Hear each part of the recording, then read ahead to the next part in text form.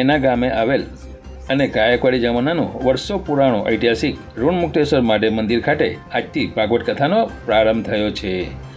5 દિવસ સુધી કથા ચાલનાર છે. સુરત જિલ્લાના પલસાણા તાલુકાના એના ગામે આવેલ ઋણમુક્તેશ્વર પંચાયતન મહાદેવ સામાન્ય રીતે મંદિરનું પ્રાગટ્ય પણ રહસ્યમય સંજોગોમાં થયું હતું.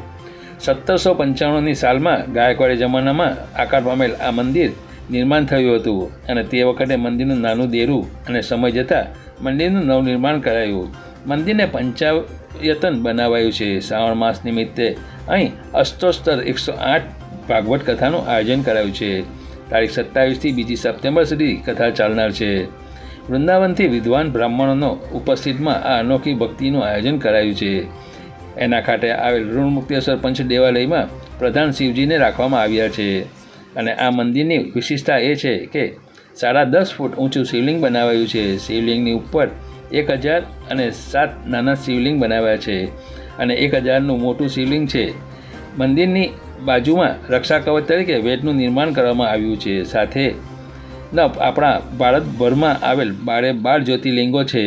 આ આકારના શિવલિંગોની એક જ જગ્યાએ સ્થાપના કરવામાં આવી છે.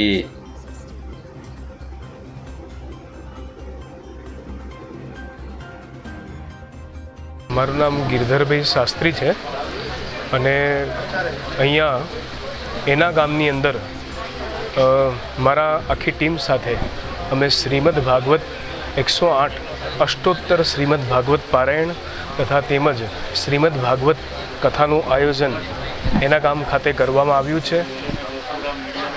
પવિત્ર શ્રાવણ માસની અંદર આ મહોત્સવનો પ્રારંભ થવા જઈ રહ્યો છે. આજે પ્રથમ દિવસ છે. તો આ શ્રાવણ માસની અંદર શ્રીમદ ભાગવતજીનું આયોજન અષ્ટોત્તર જે 108 કર્યું છે. તો મૂળ અહીંયા ઋણમુક્તેશ્વર મહાદેવજી પંચ દેવાલય મંદિર છે. તો અહીં ભગવાન ભોળાનાથ બિરાજે છે. તો પવિત્ર શ્રાવણ માસની અંદર હરિ અને હરનું મિલન થાય એ એક આશય છે. અને બીજું ઉદ્દેશ્ય મુખ્ય મનોરથી પરિવાર ઈશ્વરભાઈ પટેલ પરિવાર તથા અન્ય બીજા મનોરથી સ્વર્ગીય ચંપાબેન ચંપકભાઈ પટેલ, ભાનુબેન પંચાલ, સ્વર્ગીય ભાનુબેન પંચાલ પરિવાર, એમના માધ્યમથી આ બહુ મોટો મહોત્સવ પ્રારંભ થવા જઈ રહ્યો છે. તો અહીંયા કેટલાક વૃંદાવનથી મૂર્ધન્ય વિદ્વાનો 108 શ્રીમદ ભાગવતનું પારાયણ કરવા માટે પધાર્યા છે. તેમજ ગુજરાતના પણ વિદ્વાનો છે. તો આપ સૌને આમંત્રિત કરું છું આ મહોત્સવમાં. આપ પણ આ શ્રીમદ ભાગવત પારાયણની અંદર આપ આવી દર્શન કરો, પાઠનું શ્રવણ કરો અને તેમજ સાંજે શ્રીમદ ભાગવત કથા 10મ સ્કંદની કથા પણ ચાલશે. તો આપ પણ આ ઉત્સવની અંદર સહભાગી બનો. આપને જય શ્રી કૃષ્ણ. જય શ્રી કૃષ્ણ. હું સ્વામીની સદવિધિના સરસ્વતી આર્ષ વિદ્યા તીર્થ स्वामी दयानंद महाराज ने शिष्या। ये एक बहुत अद्भुत ऋणमुक्तेश्वर मंदिर है।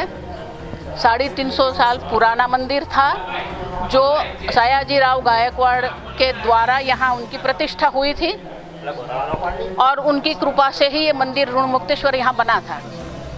फिर ये गांव वाले ने निश्चय किया, गांव के बहुत सारे लोग जो प्रदेश में हैं उन लोगों ने जीर्णोद्धार का निर्णय किया और जीर्णोद्धार के वक्त पर ये निश्चय हुआ कि यहाँ एक बड़ा सा पंच देवालय बनाएंगे। पंच देवालय माने पंचायतन पूजा। तो ये शिव पंचायतन पूजा है। तो यहाँ मध्य में ऋणमुक्तेश्वर भगवान है और ऋणमुक्तेश्वर भगवान जो है उनके साथ में सहस्त्र लिंग बनाया हुआ है। और सहस्त्र लिंग जो है शिवलिंग जो है, शिवलिंग जब हम बनाते हैं तो उसमें 3 होता है, ब्रह्मा विष्णु महेश। तो नीचे 1/3 जो है वो ब्रह्मा जी है, वो चतुष्कोण है, मध्य में अष्टकोण है, विष्णु भगवान है और ऊपर जो हम दर्शन कर रहे हैं वो सहस्त्रलिंग शिव भगवान है। और शास्त्र के अनुरूप नीचे हमें रसकुंभ मानी की पारा जो मर्क्यूरी कहते हैं उनका कुंभ रखना पड़ता है। तो ये जो शिवलिंग है सहस्त्रलिंग जो है वो 18 टन का है और इसीलिए नीचे शास्त्र के गिनती के अनुसार 11 किलो का मर्क्यूरी का कुंभ रखा है जिससे ये शक्ति वहाँ रहती है। और ये पंच देवालय बनाया है और इसीलिए हर एक कोण पर एक विशेष देवता रहते हैं। तो यहाँ अगर आप देखेंगे तो अग्नि कोण में सूर्य नारायण है, नैऋत्य में गणेश भगवान है, वायव्य में देवी शक्तिपीठ है और ईशान में विष्णु भगवान है और मध्य में शिव जी है। और एक विशेषता ये भी है कि शिवलिंग के साथ परिसर में ही, अंदर परिसर में ही 12 ज्योतिर्लिंग की भी स्थापना हुई है। तो जो भक्त यहाँ दर्शन करने को आते हैं उनको शिव ऋणमुक्तेश्वर महादेव का भी दर्शन होता है और 12 ज्योतिर्लिंग का भी दर्शन होता है। और एक बहुत अद्भुत है, यहाँ पर बहुत सारी शक्ति भी है और 256 ब्राह्मणों के द्वारा यहाँ ये प्राण प्रतिष्ठा का प्रोग्राम हुआ था। बहुत सुंदर आयोजन हुआ था। हर एक शक्तिपीठ की अलग हमने यज्ञशाला बनाई थी और प्रतिष्ठा की भी एक यज्ञशाला अलग बना के ब्राह्मणों के द्वारा बिल्कुल शास्त्रोक्त विधि से प्राण प्रतिष्ठा यहाँ हुई है। मैं सब जन को विनती करती हूँ, आप जब भी समय मिले, श्रावण मास चल रहा है, ऋणमुक्तेश्वर भगवान के दर्शन के लिए अवश्य आप पधारिए और भगवान से अनुग्रह का प्राप्ति करिए। नमस्ते।